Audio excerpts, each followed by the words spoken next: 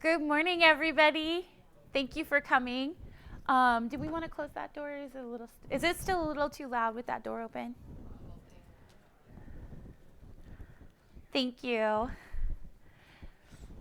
So today we wanted to talk about navigating difficult deals. Basically, we want to focus today on how do you build a team, what conversations need to have, and I have a lovely panel with me this morning. So I want to introduce you to Miguel. He's representing Team Facilities. If you're with Team Facilities, give us a cheer. Oh, does anybody want to adopt Miguel? So Miguel's coming from Human Good. They specialize in affordable senior housing nationwide. So thank you for coming today, Miguel. You're welcome. Representing operations, I have Valerie. She's with Allied Residential. They specialize in fee management and considerately managing family and senior portfolios. Team operations. And then I have Cindy. She's with Beacon Development. She's representing team development. And they do a lot of work for nonprofits, developing projects for nonprofits and public housing authorities. And then there's me. I'm Tracy. I'm with Indigo Real Estate Services. I represent team compliance. So the reason that I have this panel here specifically today is because it's important for us to know who needs to come to the table. This is not an all-inclusive panel, clearly, but this is a good representation of how we begin those conversations, how we build those relationships from the get-go. We want to invite everybody to be part of this team, including people that typically don't think they're part of our team. Hello, development. Because these conversations have to start from the beginning when we're starting to develop them. We want to share experiences that we've experienced in our careers and hope that it helps you prepare for those open conversations, because how you have a successful project is by having those open dialogues, setting boundaries, agreeing in the beginning how we're going to disagree, and also we know that there's hiccups on every project, so having that framework in place lets us have honest conversations about how we handle those situations. So I'm going to start off with some of the challenges that we perceive for our departments through the project process. I'm going to start with Cindy. So Cindy, can you please share with us some of the challenges that you know of? And I want to let the audience know that each person could probably do a session by themselves, just about their own department. But we just wanted to do some summaries of the challenges we feel we face.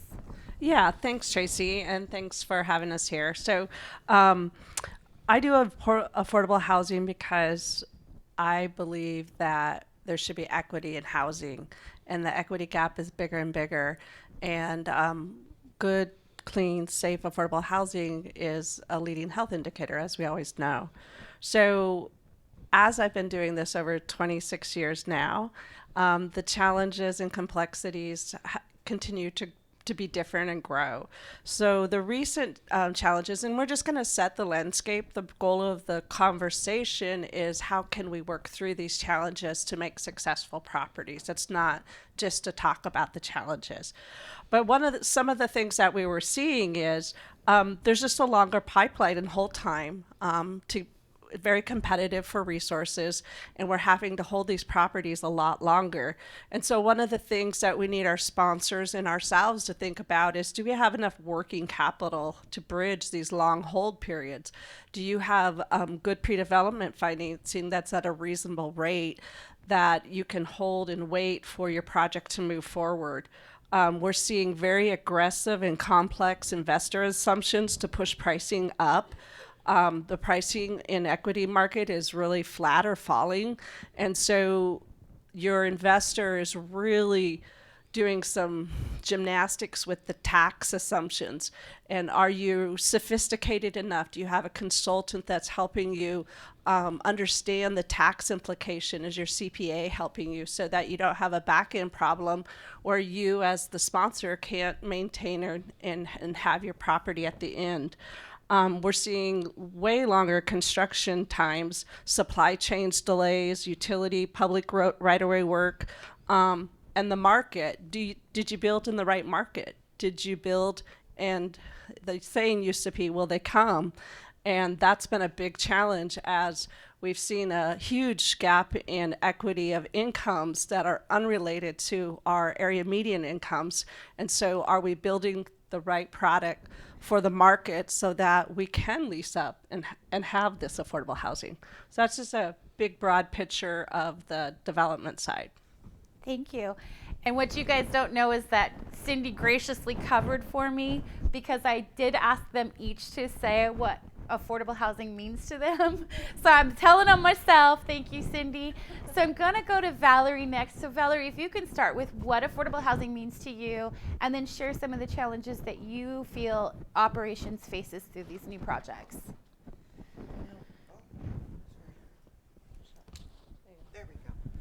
Hi. So, affordable housing is really important to me for a couple of reasons. The first being that I spent 9 years in foster homes. And so I grew up with not stable housing. And so, but I think the first thing that really made me love this industry was my very first tax credit property when a resident came in to give notice. And I was like, oh my gosh, why are you leaving? And they were like, well, living here for the last 3 years, we were able to save money and we're now able to buy a house. Like that just made my day. So that's why that I feel that this is important. And then, like Cindy said, the pipeline and the how competitive the market is for tax credits. So I wanted to talk about budgeting because it is taking longer. And so I feel like it's really important to ensure that you have plans for, an additional period of maybe 2 or 3 years. So you're not just looking at the lease up, but also being prepared to open, with the set asides because of the competition. Developers and owners are agreeing to have much, much more set asides. And so, are you going to need resident resources or liaisons? Will you need to have translation service available? Little things like that back in the day we really didn't have to think about very much. But again, it's a competitive market. So thinking long term instead of just building, filling, and being done with it is really no longer the right way to go about. It's not the goal any longer. Making sure you've got enough startup equipment, not just your office stuff, but maintenance. Yes, the property is new, but you're still going to need a key machine. You're still going to need a vacuum for the hallways, cleaning supplies, those kind of things. And then just submitting that budget early and having discussions about it to make sure that all the needs are being met. Sometimes these budgets are created and they're submitted to lenders and approved, and then now we're bound by them. And so the operations can be a little bit difficult on our end. So just some of those things. And then obviously compliance oversight. Who, what, how many people are going to be involved in that?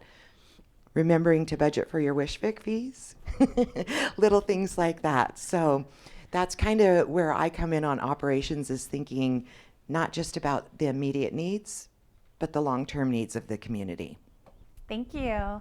And Miguel, can you share with us what affordable housing means to you and some of the challenges as you perceive them for the facilities? Sure. Hello, everyone. I've been doing affordable housing for 20 plus years, and I could tell you that I have enjoyed every single day that I've been in this industry.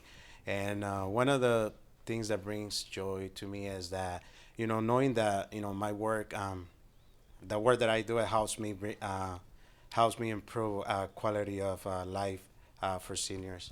One of my greatest satisfactions is, when we hand out the keys to our resident and you see the expression on their face, and when they see their unit, the comments that they made, and say, wow, I can't believe this is my space now.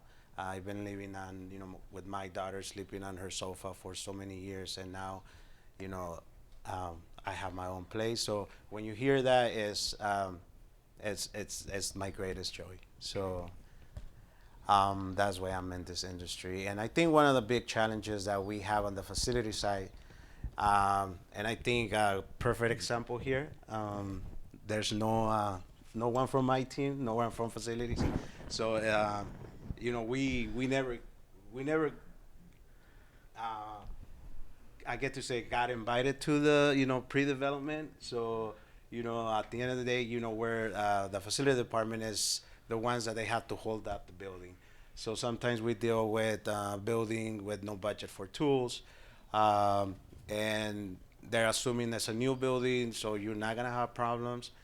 And it's totally the opposite. It's a new building, a building that we're starting to know how the building works. So those are some of the challenges. Most another one is most of our main assets on the building are not working as designed. Elevators not functioning as well as designed. So different challenges. Thank you. And for me, affordable housing is important to me because I experienced being unhoused growing up. So I have a really vested interest in making sure that affordable housing exists, because when I found myself homeless, there wasn't programs. There was, had subsidies, but they had 5 to 10 year waiting lists. So it wasn't something I could benefit from. So I have a very vested interest in making sure that you don't have to love compliance. I do, but you don't have to. But I want you to at least be passionate about the fact that we're doing this for future, for this program to continue to thrive, become bigger, and encompass more. But one of the challenges that I notice quite a bit through these deals is when we're not brought into the conversation is sometimes we don't understand the expectations from the compliance standpoint, and we can't relay that to the operations or to facilities even about the challenges that we're facing. We're not meeting those investors from the beginning so that we can understand what their reporting expectations are going to be. We often will get a surprise. We're getting the CO and, oh, by the way, you have home funds. Did you know that? So not being part of where the funding gaps are being met often creates some trouble. Compliance gets upset. We're going to operations. We're saying, you need to send this to us now. And operations like, you never mentioned that before. And we didn't. And not everybody understanding the concept behind the pick and choose from the most restrictive. I see a lot of shorthand where they take an agreement that they think is the most restrictive, but on the sideline we had another agreement that said maybe this one says that we have 20 units at 30% AMI, but this one says we're going to have 30% of our units at 30% AMI. But because they kind of shorthanded it, we've gotten the wrong information. So that's one of the challenges I notice is when we're not brought into that conversation from the beginning. So what we want to do is kind of show you how these conversations can happen. So we're going to have a little bit of a collaboration, but we want to talk about the fact that each department owns their portion of the process, and they should. But that doesn't mean that you can't communicate through those processes and explain things. And I'm going to give an example, because sometimes if we don't understand what's going on, we think that someone's being unrealistic. And sometimes they are, but sometimes they aren't. So we can talk about construction delays. You're going to see this a lot coming up, but construction delays creates issues for our development team, which creates pressure on our operations team, creates pressure on our facilities team, and it creates pressure for the compliance team because we're trying to deliver credits and we're not being realistic about the deadlines because of those delays. And it just kind of moves the whole thing down. And at the end of the day, the person that's facing the most pressure is our poor leasing team on site. Sometimes we also don't understand, we're not using the same terminology. So does occupancy mean the same for me as it does for development? I promise you it doesn't. Does it mean the same for our operations team? Absolutely not. And our facilities team is just trying to get the units turned, punched, sparkling clean for the new household to move into. So it doesn't mean the same to them either. Do you fully understand what the other people are telling you? I've seen this happen. I actually see the gloss go over someone's face when I'm saying something that doesn't make sense to them. But instead of asking a question, I can't tell you how many times I've had somebody say, well, I was going to go home and Google it. I'm here right now. Ask the question. So you have to approach everything with a bit of humility and understanding that we don't always speak the same language. We have to ask questions. Again, going back to that just construction delay, this could also be a situation where development says we have to open the doors by May 1st, but we're not going to have the keys to the building until June 1st. How are we supposed to deliver that? And the translation to our team on site is, you want me to do the impossible. But it doesn't necessarily mean we can't have a conversation surrounding, we have to deliver the building by May 1st, but we're not going to have the keys to June 1st. How can we minimize the damage? That's the conversation we should be having. So I'm going to start with Cindy. So collaboration and partnership really hit home when when our parent company, Human Good, and I started working with their operations, their facilities. Miguel is amazing. And we had to create a multidisciplinary team to do our development. We're a national footprint. We're in 5 states, east and west, different cultures, different communities, different regulatories, and even from the commissions, the Housing Finance Agency. So we had to look at it as a big puzzle. There's lots of pieces in a puzzle. I love solving puzzles, so this was going to be awesome. The first thing we had to ask is, what do you need to get your job done? And what do I need to get my job done?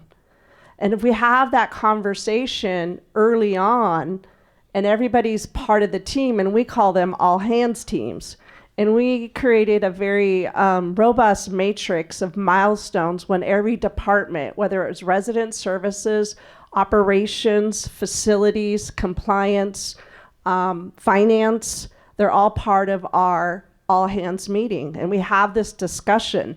And it's super important that we have these discussions because they need to understand the populations. Are we building the right size units? Is our resident service office at the right location? In California, where I do a lot of work, we're required to have on-site managers or common area space. It's a requirement by law. We need to strategically place that common area space in a space that the residents, that the on-site manager can live in peace off hours, right? So we're all strategically thinking about how do we give privacy to case managers so nosy neighbors aren't listening in to the conversation that resident services is having.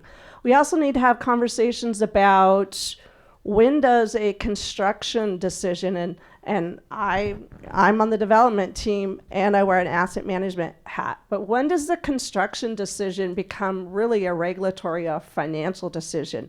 When the stair landing lands in a place that requires the developer in the field to make a 1-bedroom a studio, but that's not communicated to Valerie's team when she's going to lease up until she starts leasing up. So there's times when those construction decisions are very important to resident service, to operations, to the leasing team. We need to make sure that they understand what our schedule is and what we've promised the investor. And we're continually looking at those schedules as we move closer to a compression where the schedule gets compressed, the switchgear didn't come in, whoever, the sidewalk's not there. We deliver a TCO and we say, oh, development delivered the building to facilities with a TCO, and there's construction dust everywhere, the key fobs don't work, the cable isn't in yet, 1 elevator out of 2 works, we're trying to move people in. These are real life issues. These are real life things that create a higher cortisol level in all of us. But if we sit down and we have a communication about, I need 20 units delivered by the end of the month, to operations and compliance. They deliver 20 units. I forgot to tell operations and compliance, I need 20 units in building bin A, not 3 in A, 3 in B, and 3 in C. But And- we delivered the 20 units, Cindy. But I can't deliver any credits because that whole building isn't occupied.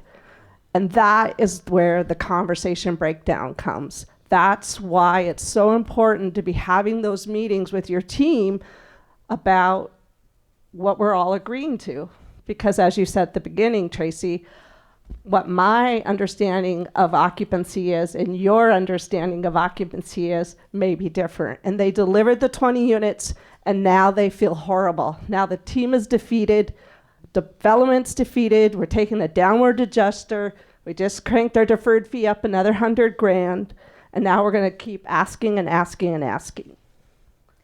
And that is real. That is a real story of not having that open communication. And that can fall on development. That can also fall on compliance, not relaying it to the operations team. And all the operations team does is say, you asked us for 20 units. We delivered 25.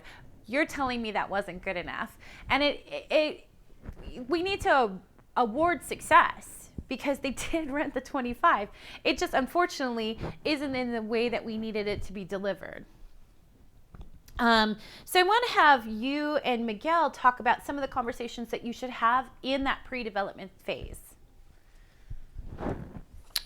Okay, so I think, and like Tracy mentioning, having the whole team involved is critical, because by having the whole team involved, even the smaller departments, they feel like they're part of the project, so they start, developing this ownership for the project. What was your question? Sorry. How would you work with development at the front end? When we start a design process, what is the importance to have facilities at the table? Well, because we're the ones that deal with the buildings. We know what works. We know what doesn't work, and that way, when the development is putting together the scope of work or designing the building, our feedback is very important. Because you could be putting an air conditioning system that we've been having issues in other properties, and we can, bring out that conversation of, what, we don't think that's gonna work here. Can you give us another options? Because at the end of the day, we're the ones that are gonna be dealing with that, and then especially in new constructions when you're trying to go through the first year process, what's it 1 called? year warranty walk? Yeah, and your stabilization, we have equipment that's not working, and we start calling vendors and spending money. And So this is something that Miguel is really, and his team have really brought back to development in the last year is, there's two things. We came out of COVID, and frankly, we believe with a lot of bad HVAC parts that were sitting around for years. And we have these 1 year warranties. 1 year warranty isn't enough anymore. We need 2 year warranties, especially on HVAC. That seems to be the first thing that's having difficulties. The other thing Miguel has pointed out is the buildings are more complex. Our team needs O&M manuals before the 6 month closeout that your architect and your contractor have. They need them before the first person moved in. They need to understand the building. They need to know the preventative maintenance on your expensive boiler system. They need to not have a unicorn building that the public funders force us to make, and they would like more repetitive, repeat types of infrastructure in their buildings to the extent possible, because it's easier to maintain, it's more efficient, and labor for maintenance is difficult. It turns, and are your O&M manuals in Spanish? Do you have a high Latino or other language barrier group with your O&M manuals? We get ours in Spanish now, in addition to English. We had a situation with a client where their irrigation system, they didn't understand why their water was so expensive, and the maintenance team couldn't read the directions on the irrigation system. And once we put that in Spanish, the water went down. These are all really, really important. Don't deliver a building with one elevator. Yes, and also, when we're aware of, the type of equipment, the type of systems that they're going in, it help us minimize downtime on this type of systems because, if we already have, let's say 6 months ahead of knowledge, we can, during, residents moving in, something happens, like we already have the knowledge, or like I say, some knowledge to do those quick repairs in-house. Videotape your commissioning of your building and have it in a location as over the building. You may not be there in 1 year, 3 year, 5 year, or 10 year. You have that videotaped commissioning. The next person who comes in, Miguel's team can go in, get their certifications, watch the commissioning for that specific building and get familiar with it and what was intended. I think the other challenge that you've spoken to me about is that there's a 1 year warranty, but guess what? The subcontractor doesn't return maintenance's call. It's 3 weeks out. Resident doesn't have what? Air conditioning? Yes, so that's another issue that we deal with. Once the GC leaves, you're not gonna get them back. So I think we need to do a better job on, like you said, budget for instead of a 1 year warranty, 2 years, because that's gonna help a lot. But there's a lot of challenges, and I think what we trying to achieve here is you're not gonna leave this room with like with the knowledge of, oh, this is how I'm gonna open a new building and I'm not gonna have new issues, because every new property, every new project it's a learning experience. But I think the biggest thing again is communication, because you just heard me list a bunch of items that development needs to think about. At the end of the day, these two people are handling your property. Operations and maintenance. Maintenance is your best friend. They're your resident service coordinator's eyes. They're your operations eyes. They're your risk management eyes for your overall, for your building and for your company. And if you don't have facilities at the table, you're missing a great opportunity to have a better building. Yeah, we're the front line, of the properties. We're the ones that get those, angry residents, and we deal with them. By the time they get to the office, they already went off on you. So they're just charmed by you, Miguel. Yeah. So I wanted to move us to now, let's have Valerie and Cindy talk about some of the concerns that operations can bring to the table and some of the discussions that development and operations can have. This kind of goes along with what we were already talking about, and it's communication, and it's everybody. I've been in this industry over 30 years. I won't say how many, but I've done a lot of lease ups, a lot of conversions from market to tax credit, and I've had good and bad experiences. The good experiences where we all met weekly. We all talked about the goals, the expectations, who we were going to be reporting to, what the plan was. I've had ones in the past where I was the site manager and I knew nothing that was going on. I didn't even know what an 8823 was because nobody had explained to me. I'm new in the industry and I'm just doing what I thought I was doing right. But it's also team building. When you invite your entire team to these meetings, you're empowering them. You're giving them the satisfaction. They want to take control. They want to know. They want to do a good job. So I am a firm believer of everybody being involved in these meetings. One of the things that we were talking about that was an opportunity to make sure that we're moving forward as a team was occupancy and the definition of occupancy, which is what we started out. So occupancy is how many people are in your units. That's, the number that are occupied. Seems simple. What's the deal? Let's talk about economic occupancy, because economic occupancy is the key to your stabilization. So again, if you tell property management that you need to be 95% leased or 100% leased for 90 days starting on this day, and you don't give them the context of the economic occupancy, which means they're trying to lease it up because you deliver the building 2 months late. So instead of 6 months, they've got 4 months, maybe they got 3 months, and they're trying to lease it up as fast as they can. So what might they do? They might give concessions. Okay? We had, during COVID especially, a flood of vouchers, portable vouchers that came in from multiple housing agencies, rightfully so, to get people off the street during COVID.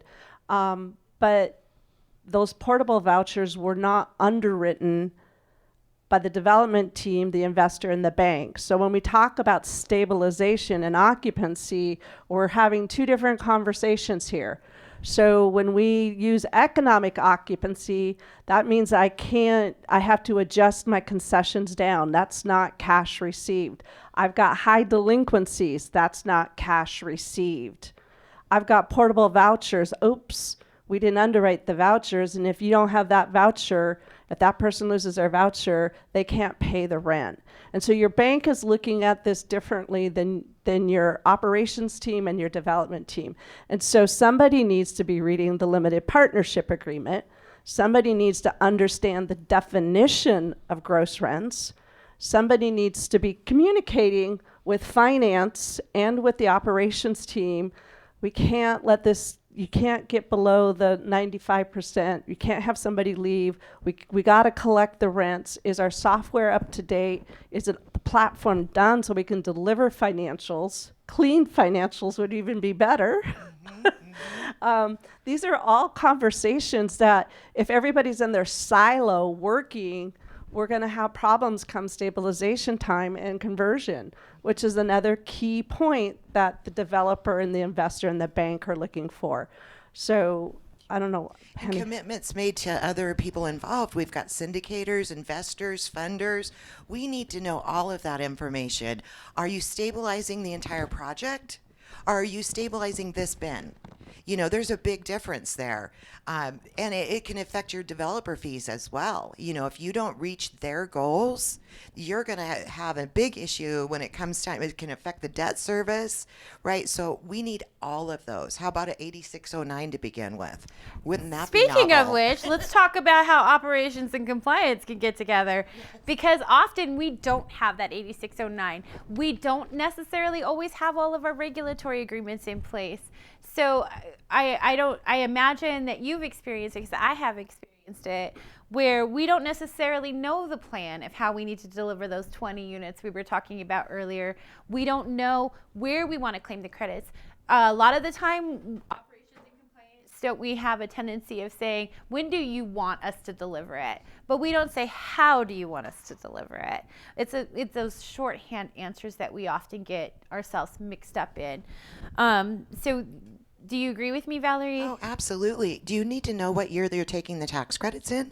You know, I have found that is part of the process.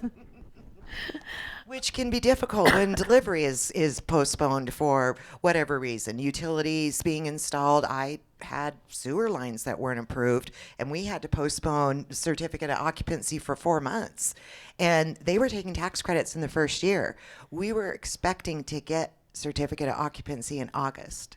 So we had a huge issue that year trying to get tax credits on the specific bins. Thank goodness it wasn't the entire project.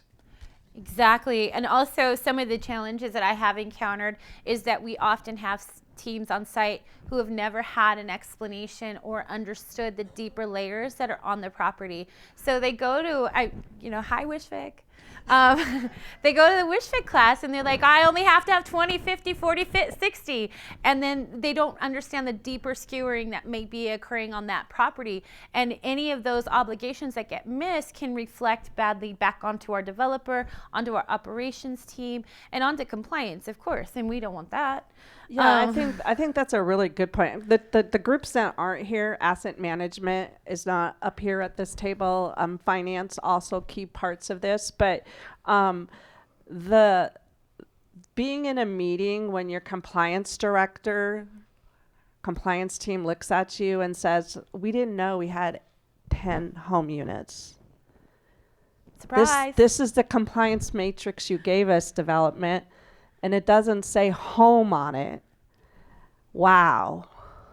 I mean, if you're in the city of Seattle and that happens, and they have very specific marketing, rents, utility allowances may even be different. I mean, this is a whole big thing. And if you don't think that's important as a developer, go back into that compliance room after they find out that they have 10 home units for the first time and they've leased up 20 units already. Celeste, we're always calm, right?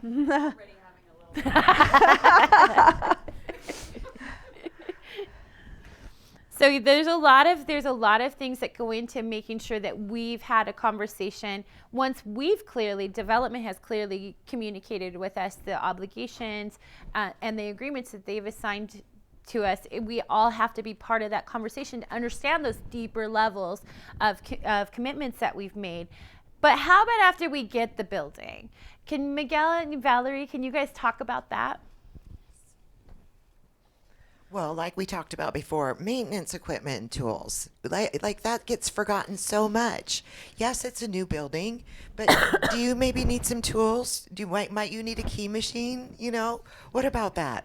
No, it's a brand new building. What do you mean? I need all this. Nothing's gonna break. Right. Nothing's so. No, yeah, I think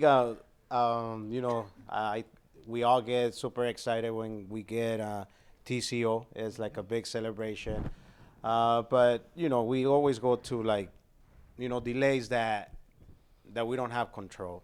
For example, delivering of materials. I might use something that happened in one of the projects in SoCal, concrete strike. So that delayed the project about 3 months. So, you go, to those things that you don't have control, but then you have the things that, you have control. And if you don't have control at that moment, it's because we didn't start this project with the right team. For example, you got TCO, but like Cindy mentioned it, your elevator's still not working, or there's still some inspections pending, and the elevator company refuses to put the elevator in working conditions, even though it's ready to go. So like I say, for us, it's being on the early stages of the conversations for the developing a new building. It's a key. It's a key because we're the ones, development leaves, construction leaves, so we're the ones that we have to keep up the building. Another thing that happens a lot, like Cindy said, they're asking for 20 units, and sometimes when you have this high rents, it's very difficult. It's very difficult to rent these units. So you have operations try to rent these units, convincing the people to sign the lease. And then you go out there and you show the units, and new constructions is still dust, trying to settle it in, water on the toilet sitting for a month. So all these little things. So when the resident shows up, they show up to the unit. There's all these things that if you were communicate with your team, hey, I'm gonna need these 20 units. The maintenance team could be like, okay, let's go get these units ready for the residents to move in. Also, helping the retention. If you have a solid team on site, work orders will get done, in a timely manner.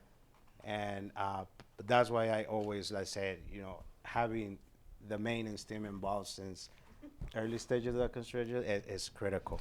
You've said team a few times. Now this is a new building. Can't you do this by yourself? Do you need other people there? It's brand new. I've heard that before. A lot. Yes, you want the course we grounds do, to be you clean, know? right? Of course we do, yes, because we want to, we're in the process of renting units, so we want to make sure this building it's impeccable conditions at all times, and you do need manpower there. Sometimes we get and like I say, they think it's a brand new unit. Oh, you don't need someone there for 40 hours because it's new. but no, I think it's especially during moving time. There's a lot going on. Residents are moving in, empty boxes everywhere, tripping hazards everywhere. So somebody has to be, on the lookout for others. Can I jump in for just a second and advocate too? Because Miguel and I worked together for a number of years. And I think it's a responsibility. He's saying the box is in the way, the trip hazards, the unit's not being sparkling. Because it's really hard to lease a unit that you're saying is a brand new, smacking, lovely new unit and it's dirty. It's everybody's responsibility. When I'm visiting sites, I have cleaned toilets. I've pulled refrigerators out and made sure they were plugged in. That's not just falling on our team that's on site. It's not just falling on our facilities or operations. If Cindy's walking the property and the refrigerator is not working, I hope she'd pull the refrigerator out and make sure it's plugged in. So it's everybody's responsibility to turn that building over and have it ready to go. And then operationally, do you think we should maybe look into if your maintenance team needs any certifications? Would that be helpful at the beginning? Yes, I think putting money on the budget for certifications for the on-site team can help with stabilization as well, because having someone there with a higher level of skills is gonna be very important for this property to function. Valerie, would you say that would be in your lease-up budget, your lease-up and marketing budget, which is notoriously slim? Notoriously slim, absolutely. Yeah, so that's a critical budget as well. So, I mean, this is just a kind of a sampling of how these conversations can happen, the topics that should be shared and discussed with everybody. But I wanted to share with you guys just a little bit of story about myself. Let's take a little trip back 500 years ago. When I first started, I was a brand new little fresh manager on site, and I had myself a little lease up. The reason communication is so important is that I was on site, and I was told to rent these units and get people in there. Give them keys, get them to sign the lease, do the tax credit paperwork, do the other paperwork, get it all done, sent in. Compliance is like, here's your gold star. Yeah, you got some money. I moved them in, and I'm being told that I'm not doing it fast enough. I'm not doing it appropriately enough. I would sit there and go home every night and cry because I didn't understand downward adjusters. I didn't understand delivery of the credits the way that they needed to be. No one was really having those conversations with me.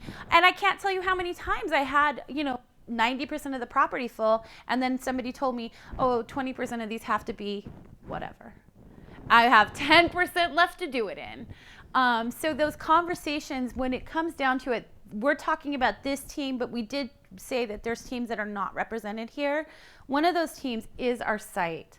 They are the ones that are going to make this happen.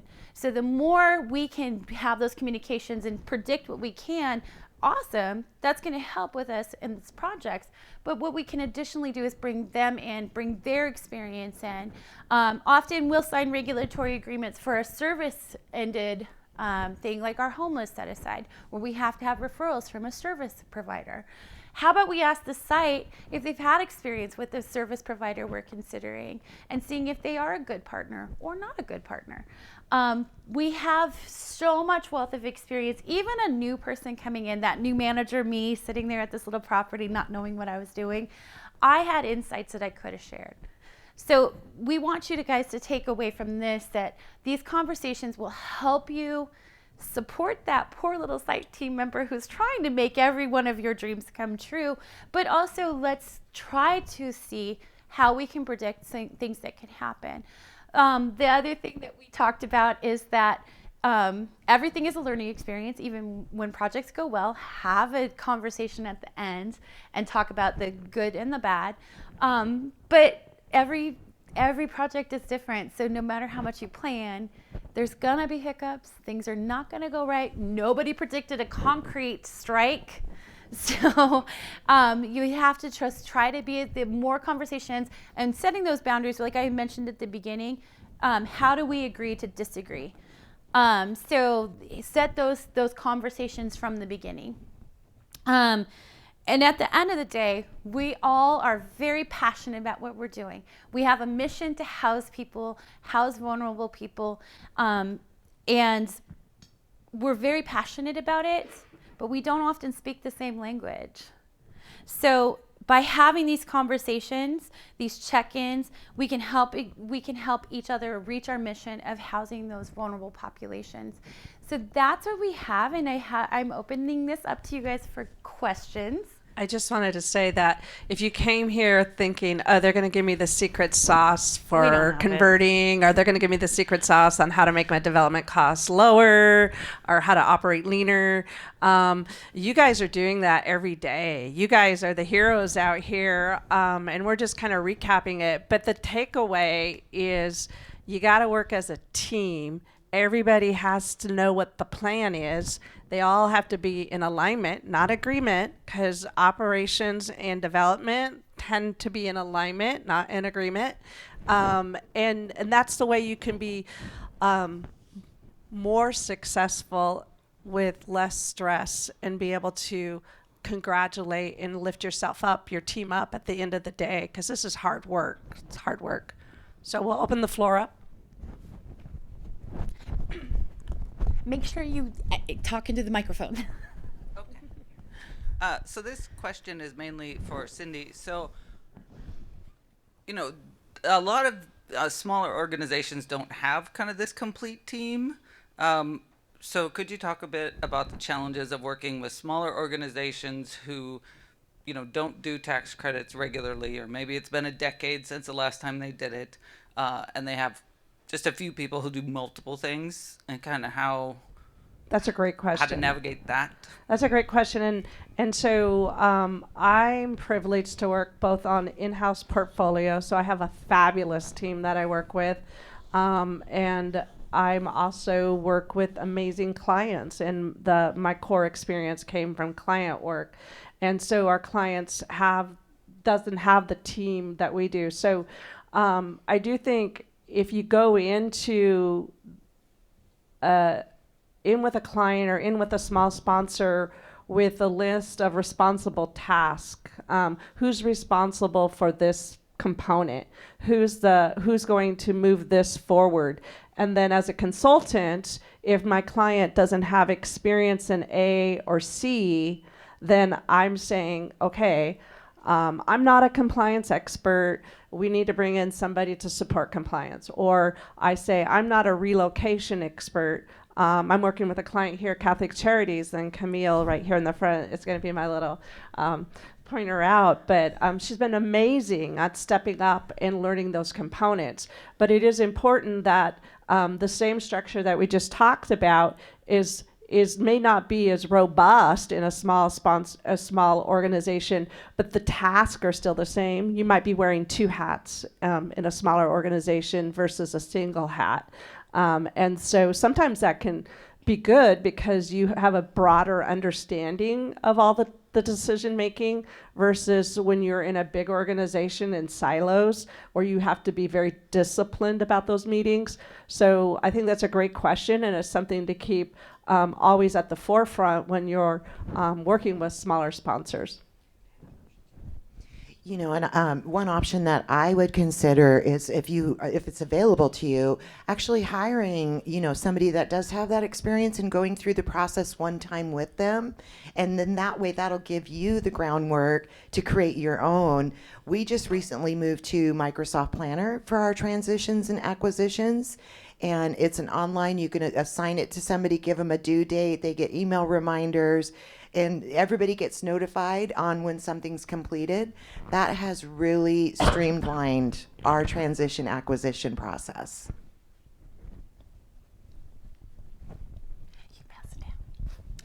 I was wondering if you could talk a little bit about how the facilities team is involved with the punch process. When do you start to get involved? Do you guys punch all the units? When you find an issue, do you directly communicate with the GC? Do you work through the development team? Just a little bit about how that works would be great. Sure. I have trust issues. So, So do I. So when we punch units, we work together with development. The construction manager and the GC, they walk and they start doing the punch list, but we also walk with them because their expectations are different than our expectations. They want to deliver building, but we want to deliver a home for a resident.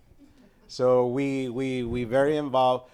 We always bring even the quality of the work, and I think it's something that we always have different opinions, and we're like, and sometimes I go with the project manager and be like, you can't give me this building like that. Like, I'm holding my team to higher standards. Like, if I don't accept this type of finished product from my team, like you have to do better, because they'll tell me.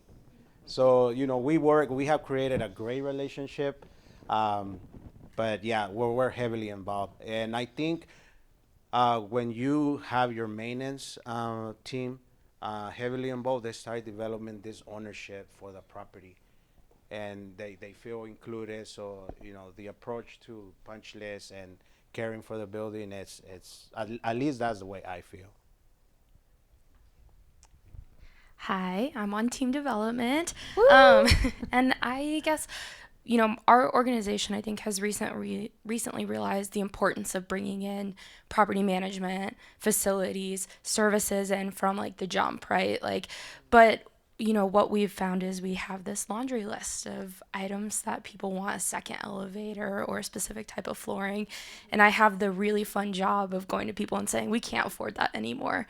I feel like, I guess my question is, how do you, take in the varied and sometimes conflicting requests from people, and how do you, kind of distill what is the most important, like what can't be VE'd out? Like, what's that process like?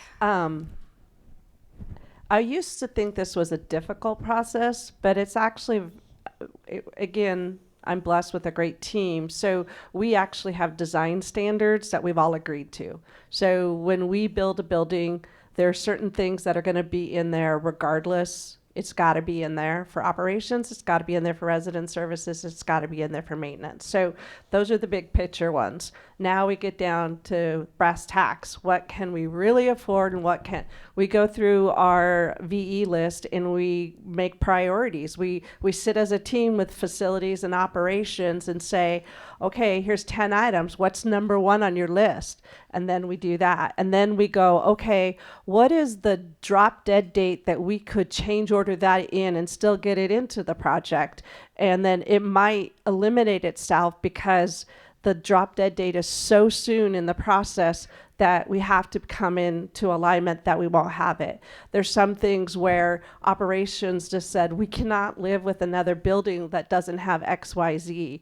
And we have to hear that. It's really easy on the development side to say, well, we just have to, these are the sources and, this is what it is.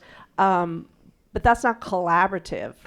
And it creates a lot of angst where, you got different departments, I wouldn't say blaming, but not happy with the other department. And we're an organization, we're trying to serve, and we all need to be able to get what we need out of that project to make it the best for the residents. Because ultimately it's the residents, right, that we're trying to serve. And if we all carry that mission, then it's just a process, right? And you'll get better at it. If you've just started it, you're going to get better at it. This is probably for compliance and operations. Lease ups and development is always like shiny and fun and fast. But lease ups in my mind, and at least in my experience, is not just a one, like the first 4 months, 9 months as you're leasing. It's actually the next year and a half, 2 years, right? We talked about the 2-year warranty really should be at this point moving forward. But what does that footprint look for you guys? Do you guys sit down and talk about first year research? We're gonna have 100 move-ins. So one of the things that is from a compliance standpoint, and I'll let Valerie kind of discuss the operational standpoint, is that the conversation that we were having about delivering those credits, sometimes we run out of time. We have to deliver the credits really quickly and we make bad decisions. We may move in people that we probably shouldn't have, or maybe there's issues surrounding how we approach situations. We give concessions. We do things like that. So one of the things that we have to be really practical about and have conversations with development that's saying we need this building filled and occupied by such and such a date. We need to have conversations about how realistic that is. We don't want to make choices like she was talking about a very specific example where we had vouchers come in that affected our economic occupancy. And it was because we were under a lot of pressure. We had a transitional housing that was closing down and we took all of them. And it wasn't underwritten in the deal. Again, that was a conversation that, a lesson learned. We should have been having that conversation when it was happening, but all we had our focus on was that first initial lease up, but we weren't looking at the long-term longevity. We weren't looking at the long-term consequences. So yes, those are conversations that you need to have. It's conversations that Valerie and operations and compliance need to have. Like, how do we have continued compliance, and how do we guarantee that we have people that are going to stay? Because we don't want to have a lot of movement. And what we don't want to have is a building a year and a half in at 80% occupied. So those are all conversations that need to be happening, not only at the beginning, but even the minute we hand the last set of keys to the last apartment, Valerie and I need to sit down and be, okay, let's have a plan. And also, when you're on a really tight lease up section, this is my compliance. Will you join me on this one? When we're on those tight lease up schedules and we expect the team to do the first year ARs in the same month for 165 units, is that realistic? So maybe talking about pacing on the lease up as well. And operationally, definitely it's a team. It's a team communication. I really love to sit down with my new owners and have that conversation. Yes, they think it's new. Yes, they think it's going to be full all the time. We have no history with these residents. We don't know that. I want to underpromise and overdeliver. So I'm not going to budget a 2% vacancy loss for, and so again, as a team, that conversation needs to be had. I love to be candid and be upfront and say, this is what I'm suggesting. If we beat this, great. We'll have more of a history in the third year, right? That's where we're going to go.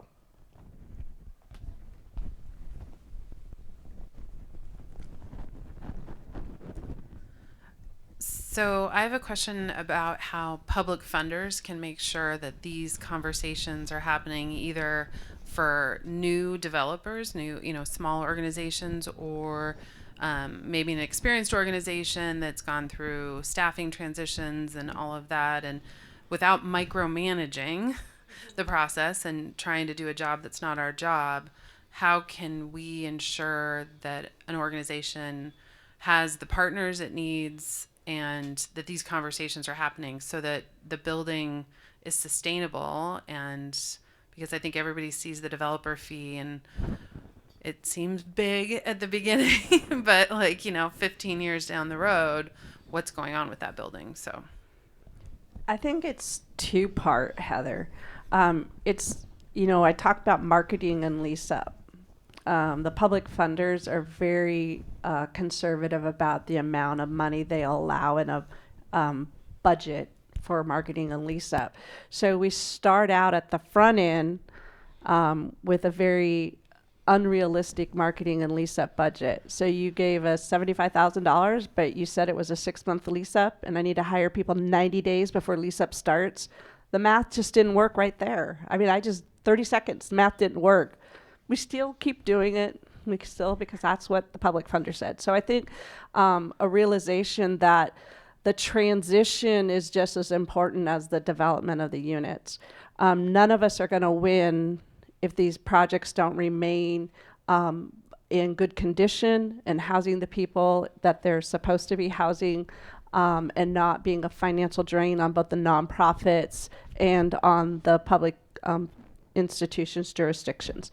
How do you create this, make sure this conversation is created without micromanaging it? So, I know that 100 people cringe if I said, put it on a checklist or something, but it could be as simple as, what pre-planning, who was involved in your pre-planning, right? And it's just a self kind of identification, and you can understand that.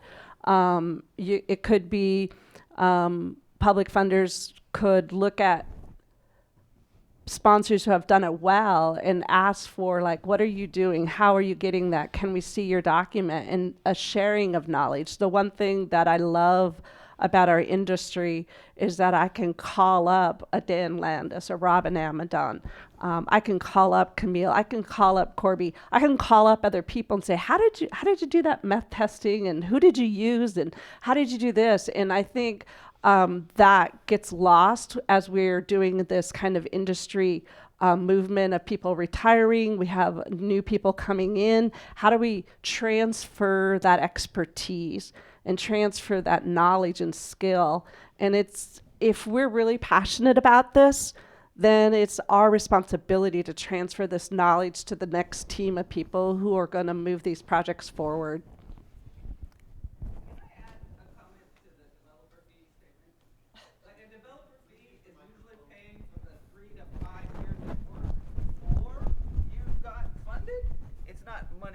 Going forward, it's paying for the 3 to 5 years of work to get funded, not a pocket of cash to use in the future. So just needed to add that. Well, we're out of time, but thank you for mentioning that the developer fee isn't for going forward. It's for all the work that they did previously. So a loss to that is pretty problematic. It's off. Necessarily cash.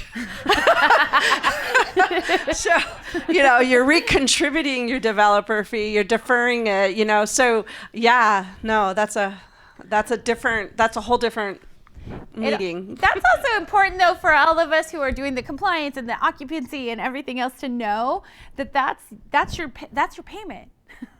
And if we don't deliver, we're not helping you guys at all.